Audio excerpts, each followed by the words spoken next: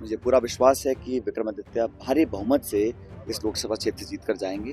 कांग्रेस का मैनिफेस्टो बहुत ज्यादा चर्चित है। कोई जानता भी नहीं कि भाजपा के मैनिफेस्टो में लिखा क्या है।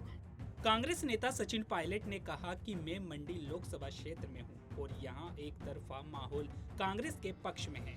मुझे पूरा विश्वास है कि विक्रमादित्य सिंह भारी बहुमत से जीतेंगे और हिमाचल में चारों सीटों पर हमारे उम्मीदवारों ने बढ़त बनाई हुई है। देश में भी बदलाव का माहौल है। आगे उन्होंने क्या कुछ कहा, देखिए ये वीडियो। हम मंडी लोकसभा क्षेत्र में हैं और यहाँ पर एक तरफा माहौल कांग्रेस के पक्ष में है और एक नौजवान हमारे साथी को पार्टी ने उम्मीदवार बनाया है। मुझे पूरा विश्वास है कि विक्रमादित्य भारी बहुमत से इस लोकसभा क्षेत्र जीत कर जाएंगे और हिमाचल में चारों सीटें हैं। चारों सीटों पर हमारे उम्मीदवार बढ़त बनाए हुए हैं। देश में भी आज माहौल जो है बदलाव का माहौल है और मैं बार बार कहता हूं कि जहां जहां कांग्रेस बीजेपी की सीधी टक्कर है वहां पर कांग्रेस के उम्मीदवार बेहतर परफॉर्म करेंगे, चाहे वो राजस्थान हो, मध्य प्रदेश हो, छत्तीसगढ़ हो, हरियाणा हो, उत्तराखंड, हिमाचल, हर जगह।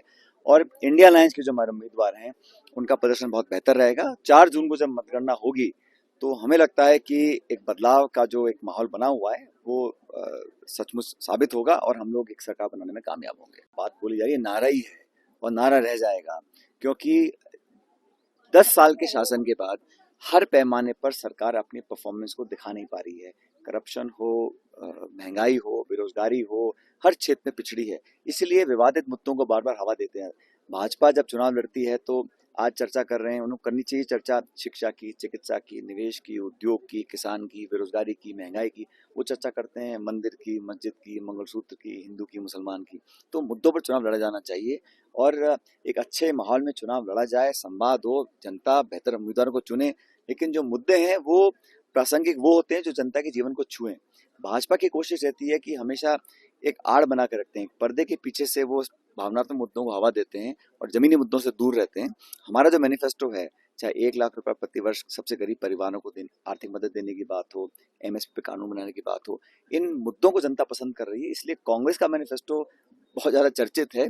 कोई जानता भी नहीं कि भाजपा के मैनिफेस्टो में लिखा क्या है।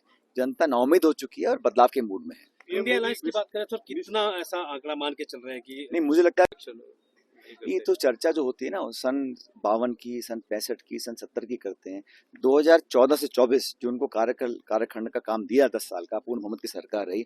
आपने 10 साल में क्या किया? संविधान को संरक्षित रखने की जिम्मेदारी सब लोगों की है, लेकिन उन्हीं के वायुमंडल से ये आवाजें आती हैं कि संविधान में संशोधन या बदलाव होगा, आरक्षण पर लेकर सवाल उठते हैं और भाजपा के तमाम नेताओं को फिर खंडन करना पड़ता है। तो खंडन करने की नौबत ही क्यों आती है? क्योंकि ये चर्चा कांग्रेस ने नहीं करी, ये उन्हीं के लोगों पे, जिम्मेदार पदों पर बैठे लोगों ने बार बार इस मुद्दे को उठाया। इसलिए उन लोगों को अपनी सफाई देनी पड़ती है, अपने गिरबान में झांकना चाहिए। वो स्वतंत्रता सेनानी जिन्होंने खून पसीना देकर दशकों जेलों में काटे, देश को आजादी दिलाई, देश के सेवा में सब कुछ न्यौछावर कर दिया, उन लोगों को कोसने से अब क्या मिलेगा? 50-60 साल पहले का जिसका देहांत हो गया, उन लोगों को आज आप बदनाम कर रहे हैं। ये कहीं ना कहीं आपकी कमजोरी को दिखाता है। आप अपनी बात करें, आपने क्या किया, आपके विचारधारा के लोगों ने क्या योगदान दिया है। कांग्रेस में जो शहादत दी है, जो चाहे इंदिरा जी हो, चाहे नेहरू जी हो, राजीव गांधी, देश के लिए बलिदान दिया है भाई, जान अपनी कुर्बान कर दी है। अब आज उनको इतिहास में जाके आप भला बुरा कह रहे हो, ये एक ऊंची मानसिकता का परिचय देता है। मुझे लगता है जनता भी इनकी बौखलाहट को समझ चुकी है।